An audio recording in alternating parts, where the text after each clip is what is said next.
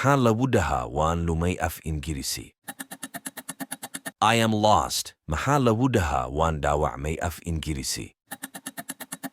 I am hurt. Maxaa lagu dhahaa waan caajisay af Ingiriisi? I am bored. Haddaa u baahan tahay barashada af Ingiriisi leeg saar muuqaalka. Maxaa lagu dhahaa waan faraxsanahay af Ingiriisi? I am happy. Maxaa lagu dhahaa waan necbahay inaan tan sameeyo af Ingiriisi? I hate to do this. Maxaa lagu dhahaa waa lay aflagaadeeyey af Ingiriisi? I was insulted. Maxaa lagu dhahaa wuu i aflagaadeeyey af Ingiriisi? He insulted me. Maxaa lagu dhahaa wuxuu i fahmay si qaldan af Ingiriisi? He misunderstood me. Maxaa lagu dhahaa waxaan doorbidayaa inaan tan sameeyo af Ingiriisi? I prefer to do this. Mida ugu dambayso waxaan dareemayaa idlo. Maxaa lagu dhahaa af Ingiriisi? Hadda jawaabta taqaanid noogu soo qor qaybta falada. Mahadsani.